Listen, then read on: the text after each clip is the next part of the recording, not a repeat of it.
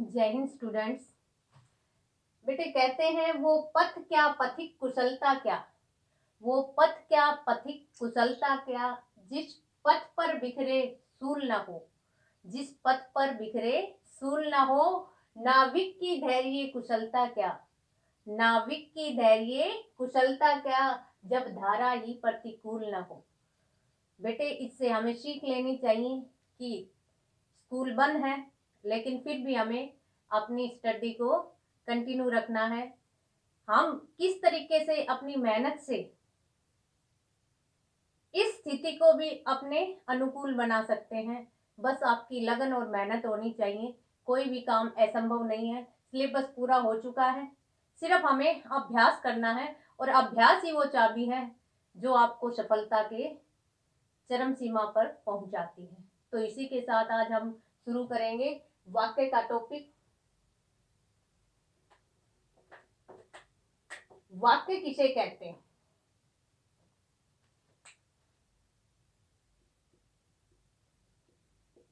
वाक्य भाई वर्णों के मेल से तो शब्द बनता है और वाक्य किससे बनता है? शब्दों के मेल से।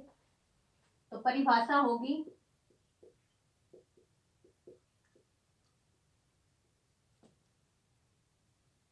शब्दों के सार्थक समूह को, शब्दों के सार्थक समूह को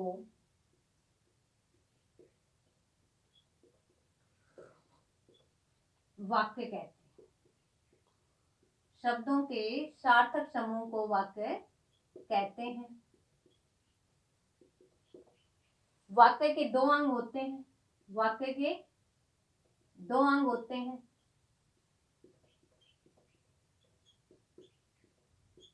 कौन से दो अंग होते हैं भाई? एक उद्देश्य और दूसरा भाई विधेय। कैसे पहचानोगे ये उद्देश्य है ये विधेय है? कई बार तो यही पूछ लिया जाता है, उद्देश्य कौन सा है वाक्य में, विधेय कौन सा है। मोहन पुस्तक पढ़ता है।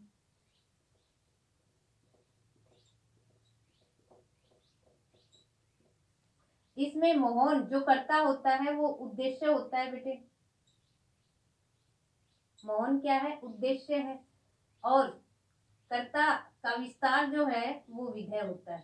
तो हम समझ गए कि कर्ता है वो उद्देश्य है और कर्ता का विस्तार है वो विधेय है। तो वाक्य किसे कहते हैं? शब्दों के सार्थक समूह को वाक्य कहते हैं। वाक्य के दो अंग होते हैं, एक उद्देश्य और एक विधेय। मोहन पुस्तक पढ़ता है, इसमें मोहन जो करता है वो उद्देश्य है और पुस्तक पढ़ता है ये विधेय है। आगे देखो, वाक्य को कितने विभागों में बांटा गया है या कितने भागों में बांटा गया है? वाक्य को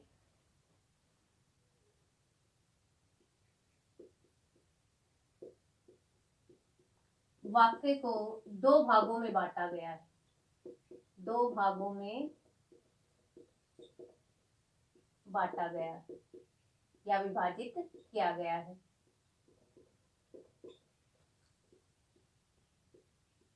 नंबर एक, या वाक्य के दो प्रकार से विभाजन किए गए हैं। एक तो अर्थ की दृष्टि से वाक्य के भेद, अर्थ की दृष्टि से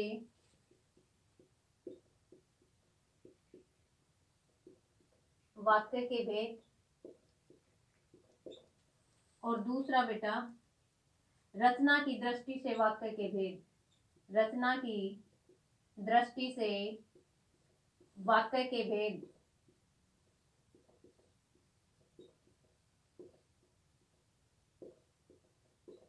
अर्थ की दृष्टि से वाक्य के 8 भेद हैं और रचना की दृष्टि से वाक्य के 3 भेद। अर्थ की दृष्टि से वाक्य के 8 भेद ये 9th क्लास में आता है और रचना की दृष्टि से वाक्य के 3 भेद ये 10th क्लास में आता है। तो मैं दोनों ही करवा रही हूँ, 8 भेद भी और रचना की दृष्टि से 3 भेद भी। सबसे आसान तरीका है अर्थ की दृष्टि से वाक्य के 8 भेद याद करने में। एक तो रट्टे नहीं लगाने भाई, क्योंकि ये सारे वाक्य हम अपनी दिनचर्या में डेली यूज करते हैं। पहला है अर्थ की दृष्टि से 8 भेद में पहला है विधानवाचक।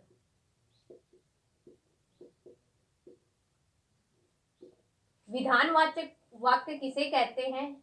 जिस वाक्य में सत्यता दर्शाई गई हो, सामान्य बात कही गई हो, विधि का विधान बताया गया हो, वहां पर विधानवाचक होता है। जैसे मैं पढ़ा रही हूँ, भाई पढ़ा रही हूँ, विधानवाचक है।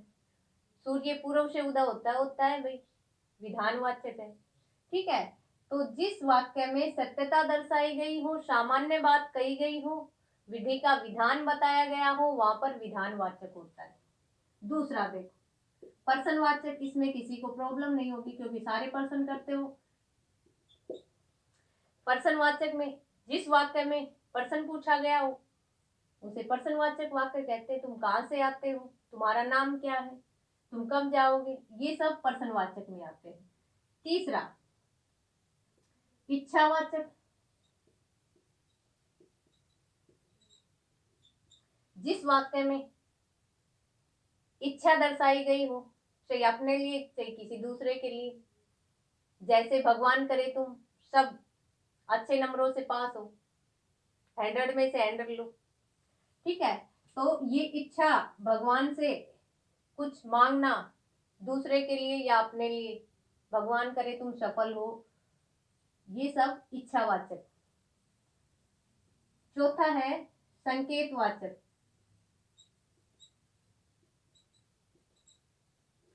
संकेतवाचक वाक्य में एक वाक्य दूसरे पर डिपेंड होगा, आधारित होगा। यदि तुम आते तो मैं भी चलता, यदि वर्षा होती तो फसल अच्छी होती। तो ये संकेतवाचक वाक्य है। पांचवा है आज्ञावाचक, जिस वाक्य में आज्ञा दी गई हो, जिस वाक्य में आज्ञा दी गई हो और ली भी गई हो, वहां पर आज्ञावाचक। चुपचाप बैठो, ये आज्ञा दे रही हूँ, चुपचाप बैठो। बाहर जाओ, ये भी आज्ञा दे रही हूँ, तो आज्ञावाचक वाक्य होता है वो। छठा है संदेहवाचक,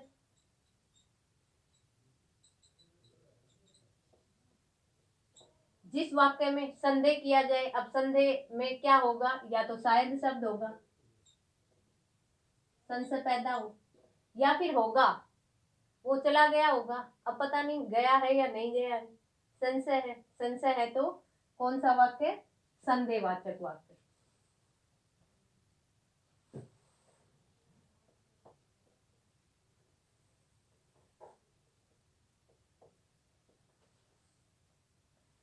अगला है विस्मयादि बोधक।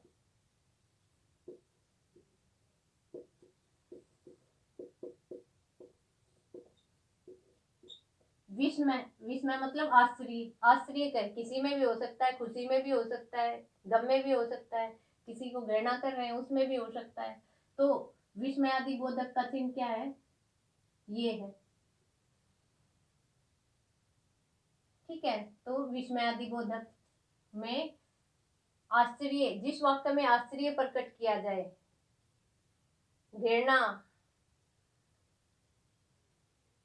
खुशी, प्रसन्नता, जो भी हम आश्चर्य के साथ करते हैं उसे हम विस्मयादि बोधक वाक्य कहेंगे। वाह कितना अच्छा रिजल्ट है, वाह कितनी अच्छी बात कही है, अरे ये क्या हो गया। यानी कि दुख में भी छी छी, यहाँ भी विस्मय है, तो ये विस्मयादि बोधक है। आठवां कौन सा है भाई?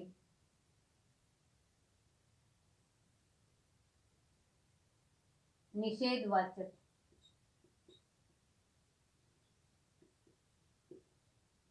निषेध का अर्थ होता है मनाही करना। इसमें न, मत, नहीं जिस वाक्य में हो वहां निषेधवाचक वाक्य होता है। जिस वाक्य में न, मत, नहीं ऐसे शब्द हो नकारात्मक, तो वहां पर निषेधवाचक वाक्य होता है। ये 8 भेद है किसके भाई? किस वाक्य के? अर्थ की दृष्टि से वाक्य के 8 भेद। मैं पढ़ा रही हूँ विधानवाचक, मैं नहीं पढ़ा रही निषेधवाचक, क्या मैं पढ़ा रही हूँ प्रश्नवाचक, शायद मैं पढ़ाऊं संदेहवाचक, यदि मैं पढ़ाती तो तुम पास हो जाते संकेतवाचक, भगवान करे मेरे सारे बच्चे पास हों इच्छावाचक, मेहनत करो, आपको आज्ञा दे रही हूं मेहनत करो तो आज्ञावाचक, वाह कितना अच्छा रिजल्ट है तो विस्मय। तो मैंने 8 उदाहरण दे दिए, खुद पर उदाहरण बनाइए और अभ्यास कीजिए। अगला है रचना की दृष्टि से वाक्य के भेद। रचना की दृष्टि से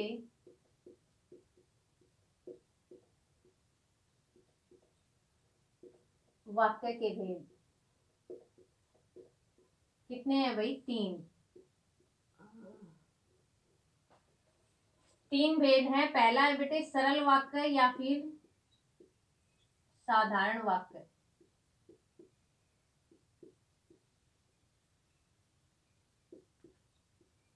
सरल वाक्य या फिर साधारण वाक्य, तो इसकी परिभाषा होगी जिस वाक्य में एक उद्देश्य और विधेय हो उसे हम सरल वाक्य कहेंगे। जहां जिस वाक्य में एक उद्देश्य और एक विधेय हो उसे हम सरल वाक्य कहेंगे। लेकिन उद्देश्य कई बार एक से अधिक हो जाते हैं, लेकिन क्रिया एक हो, ये बात ध्यान रखना कि क्रिया एक ही मिलेगी, क्रिया 2 नहीं होंगी।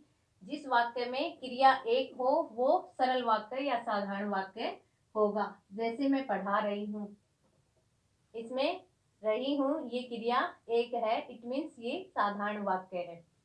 दूसरा है संयुक्त वाक्य। 4 नंबर का आता है 10th में भाई, बहुत इंपॉर्टेंट टॉपिक है और 4 नंबर हमें बहुत अच्छी तरीके से लेने हैं। संयुक्त वाक्य, इधर ध्यान देना। यहां मैंने बताया सरल, सरल मतलब साधारण, तो साधारण वाक्य में साधारण ही बात कही गई होगी। यहाँ है संयुक्त, संयुक्त का अर्थ होता है जोड़। अब जोड़ एक का तो जोड़ होगा नहीं, 2 होंगे तभी जुड़ेंगे। जिस वाक्य में 2 सरल वाक्यों को जोड़ा गया हो, जिस वाक्य में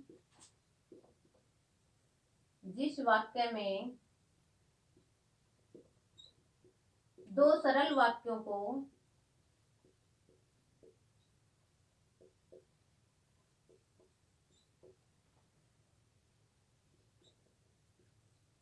किसी संयोजक से जोड़ा गया हो, और संयोजक भी कैसा? समानाधिकरण, किसी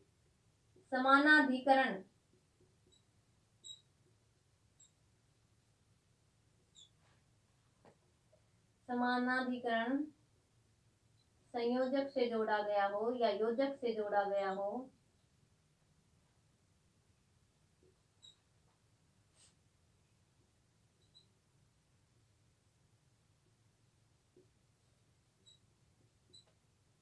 उसे हम संयुक्त वाक्य कहते हैं, उसे संयुक्त वाक्य कहते हैं।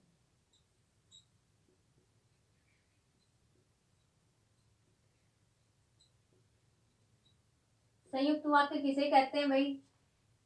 संयुक्त का अर्थ क्या बताया? जोड़। अब जोड़ 2 किन का? 2 सरल वाक्यों का। जब वाक्य में 2 सरल वाक्यों को किसी समानाधिकरण संयोजक से जोड़ा जाए, क्योंकि समुच्चय बोधक 2 प्रकार के होते हैं, एक समानाधिकरण समुच्चय बोधक, एक व्याधिकरण समुच्चय बोधक। समानाधिकरण समुच्चय बोधक जो संयुक्त वाक्य को जोड़ने में काम आते हैं, हमें ये कंठस्थ याद करने पड़ेंगे। मैं बीमार थी इसलिए स्कूल नहीं आई, यहाँ इसलिए है ये समानाधिकरण समुच्चय बोधक है, इसलिए यहाँ पर संयुक्त वाक्य है। ठीक है, अब सभी अपनी कॉपी पेन लेके बैठना, और ये जो मैं बता रही हूँ ये कंठस्थ याद करने हैं आपको, क्योंकि संयुक्त वाक्य ऐसे भी आएंगे कि इसमें से पहचानो कौन सा संयुक्त वाक्य है। दूसरा ये भी पूछा जाएगा कि सरल वाक्य का संयुक्त बनाइए, तो भी हमें संयोजक जो समुच्चय बोधक है समानाधिकरण वो कंठस्थ याद करने पड़ेंगे, तो ही हम बना सकते हैं। तो योजक है इसके और, या, वा, अथवा वरना अन्यथा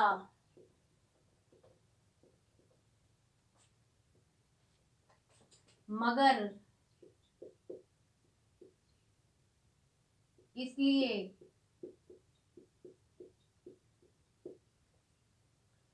किंतु परंतु पर तो एवं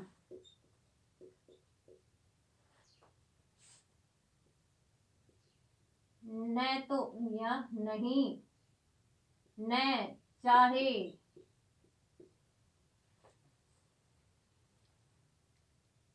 तथा आदि। इतने को तो आपके कंठस्थ याद होने ही चाहिए। और या वा अथवा वरना अन्यथा मगर इसलिए किंतु परंतु पर तो एवं न चाहे तथा, ये जहां भी वाक्य में आपको दिखाई दे तो वहां कौन सा वाक्य होगा? वही संयुक्त वाक्य होगा। दूसरी हमें क्या पहचान हुई कि जितने भी मैंने बताए हैं ये योजक, ये कौन से समुच्चय बोधक है? ये समानाधिकरण समुच्चय बोधक है। कोई भी कंपटीशन की अगर तैयारी कर रहे हो उसमें भी ये बहुत काम आएगा। कई बार यही पूछ ले और कौन सा समुच्चय बोधक है, तो समानाधिकरण समुच्चय बोधक है ये।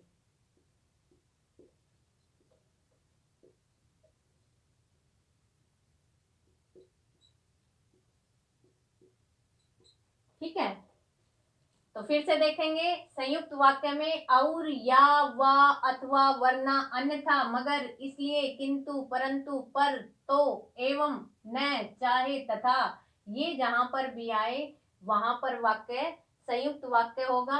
अगर सरल वाक्य दिया गया हो कि उसको संयुक्त में बदलो तो इनमें से जो उचित लगे उस वाक्य को बनाने में, संयुक्त वाक्य बनाने में, तो हम उसी को उठाकर संयुक्त वाक्य बनाएंगे। तो बेटे इतना समझ में आ गया होगा। और तीसरा है मिश्र वाक्य या मिश्रित वाक्य। तीसरा है मिश्र वाक्य या फिर मिश्रित वाक्य।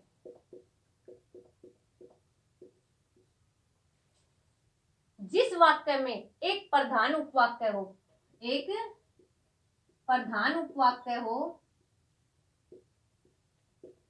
और दूसरा आश्रित उपवाक्य, दूसरा आश्रित उपवाक्य हो, वहां मिश्र वाक्य होता है या उसे मिश्र वाक्य कहते हैं। परिभाषा हमने जानी कि मिश्र वाक्य में उपवाक्य होते हैं। भाई क्या होते हैं? उपवाक्य होते हैं। एक प्रधान उपवाक्य होता है और एक आश्रित उपवाक्य। अब तुम्हें ये पता होना चाहिए प्रधान उपवाक्य क्या है। मैंने कहा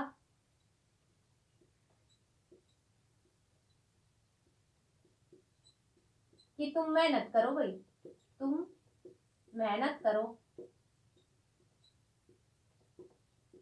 यहां मैंने कहा ये प्रधान उपवाक्य है बेटे कि मेहनत करो, ये आश्रित उपवाक्य है, ये आश्रित उपवाक्य है। अब तुम्हें ये पता होना चाहिए उपवाक्य क्या होता है बेटे। अब ये भी समझ लो उपवाक्य किसे कहते हैं। वाक्य की छोटी इकाई को उपवाक्य कहते हैं। वाक्य की छोटी इकाई को उपवाक्य कहते हैं। और उपवाक्य के दो भेद होते हैं, एक प्रधान उपवाक्य और दूसरा आश्रित उपवाक्य। प्रधान उपवाक्य के कोई भेद नहीं होते, आश्रित उपवाक्य के तीन भेद हैं भाई। आश्रित उपवाक्य के तीन भेद हैं। पहला है संज्ञा उपवाक्य, दूसरा विशेषण और तीसरा बेटे क्रिया विशेषण। तीसरा है क्रिया विशेषण। ये तो विकारी है और ये अविकारी है। ठीक है, तो आश्रित उपवाक्य के भेद पता चला कितने हैं? तीन हैं। संज्ञा उपवाक्य, विशेषण उपवाक्य और क्रिया विशेषण उपवाक्य। अब आगे देखो, पहले ये उपवाक्य ही बता देती हूँ तुम्हें। संज्ञा उपवाक्य कैसे पहचानोगे कि संज्ञा उपवाक्य है? सबसे सरल तरीका है, जहां भी वाक्य में छोटी की आए या फिर कोमा आए, कोमा का अर्थ छोटी की ही हो, वहां पर संज्ञा उपवाक्य होता है। जो मैंने एग्जाम्पल दिया था जस्ट पहले, मैंने कहा कि तुम मेहनत करो, कौन सा उपवाक्य है भाई, ये पूछ ले आश्रित उपवाक्य का कौन सा भेद है, तो हमें बताना है संज्ञा उपवाक्य है, ठीक है। और उपवाक्य आते किस वाक्य में है? मिश्रित वाक्य में आते हैं, मिश्र वाक्य में, ठीक है, ये भी पता होना चाहिए। दूसरा है भाई विशेषण उपवाक्य। विशेषण उपवाक्य कैसे पहचानोगे कि यहाँ वाक्य में विशेषण उपवाक्य है? जो भी जहां शब्द आए, जो शब्द, जो, जिसको, जिसका, जिससे, जिसमें, ये जहां भी आए वहां पर विशेषण उपवाक्य होगा भाई। दो हमने याद कर लिए, बाकी जितने भी बच गए, यदि, तो, जैसे तैसे, जैसा वैसा, यहाँ वहां, जितने भी बच गए, यानी कि जितने मैं बताऊंगी अभी जस्ट, वो सारे किस में जाएंगे? वो क्रिया विशेषण उपवाक्य में। तुम्हें दो याद करने हैं, तीसरा अपने आप याद हो जाएगा, ठीक है। तो हमें दो कौन से? एक संज्ञा उपवाक्य छोटी की, और कोमा जहां पर आएगा वो संज्ञा उपवाक्य होगा। विशेषण उपवाक्य जो, जिसमें, जिसको, जिससे, जिसके लिए, ये जहां पर आए वहां पर विशेषण उपवाक्य होगा, बाकी सारे क्रिया विशेषण उपवाक्य में आएंगे। अब देखते हैं आश्रित या मिश्र वाक्य। मिश्र वाक्य की परिभाषा क्या बताए? जिस वाक्य में एक प्रधान उपवाक्य हो और दूसरा आश्रित उपवाक्य हो, वो मिश्र वाक्य होता है। इसमें भी हमें संयोजक याद करने हैं, और संयोजक कौन से भाई? व्याधिकरण। वो समानाधिकरण थे संयुक्त वाक्य में, और यहाँ व्याधिकरण याद करने हैं। संयोजक में छोटी की, क्योंकि,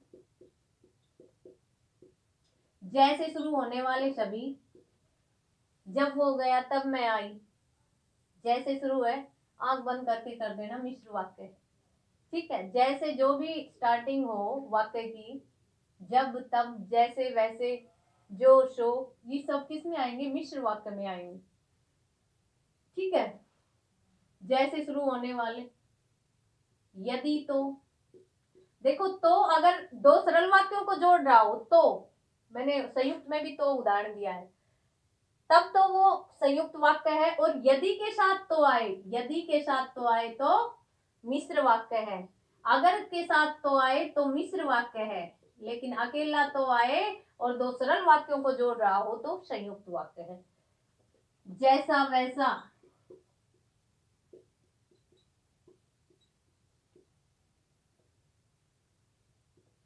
ज्यों त्यों, ज्यों ही मैं गई त्यों ही वह आ गई, यहाँ भी मिश्र वाक्य है। यहाँ वहां आदि। तो हमने जाना मिश्र वाक्य की पहचान कैसे करेंगे? जहां वाक्य में छोटी की, क्योंकि, जैसे शुरू होने वाले, यदि, तो, अगर, तो, जैसा वैसा, जो त्यों, यहाँ वहां, ये जहां पर आए वहां पर मिश्र वाक्य होगा, ठीक है। वहां पर कौन सा वाक्य होगा? मिश्रित वाक्य होगा। तो आपने समझ लिया कि रचना की दृष्टि से वाक्य के तीन भेद होते हैं। सरल वाक्य, जिस वाक्य में एक उद्देश्य और एक विधेय हो, वो सरल वाक्य होता है। संयुक्त वाक्य, जो दो सरल वाक्यों को जोड़ता है, उसे हम संयुक्त वाक्य कहते हैं। जब जिस वाक्य में दो सरल वाक्यों को किसी योजक से जोड़ा जाए, संयोजक से जोड़ा जाए, समानाधिकरण संयोजक से जोड़ा जाए, तो उसे हम संयुक्त वाक्य कहेंगे। कौन कौन से हैं? और, इसलिए, या, वा, अथवा, किंतु, परंतु, अन्यथा, तो, एवं, चाहे, मगर, वरना, तथा, ये जहां पर आए वहां पर कौन सा वाक्य होगा? संयुक्त वाक्य होगा। कि, क्योंकि, जैसे शुरू होने वाले, यदि, तो, अगर, तो, जैसे वैसे, ज्यों त्यों यहाँ वहाँ जहां आए वाक्य में वो मिश्र वाक्य होगा। और मिश्र वाक्य की परिभाषा पूछे तो जिस वाक्य में प्रथम पद या प्रथम प्रधान वाक्य हो, एक तो प्रधान उपवाक्य हो और दूसरा आश्रित उपवाक्य हो, उसे हम मिश्र वाक्य कहेंगे। जिस वाक्य में एक प्रधान उपवाक्य हो और दूसरा आश्रित उपवाक्य हो, उसे हम मिश्र वाक्य कहेंगे। और ये व्याधिकरण समानाधिकरण है। इनको आपको व्याधिकरण समुच्चय बोधक है, इनको आपको कंठस्थ याद करने हैं। ठीक है, तो आज का आपका होमवर्क यही है कि इनको कंठस्थ याद करके रफ नोटबुक में लिख के देख लेना। जितना अभ्यास करोगे उतना ही सफलता के करीब पाओगे, और सफलता हमें लेनी है हर हाल में, चाहे स्कूल लगे ना लगे, इससे हमें कोई फर्क नहीं पड़ना चाहिए। ठीक है, धन्यवाद। आपका दिन शुभ रहे।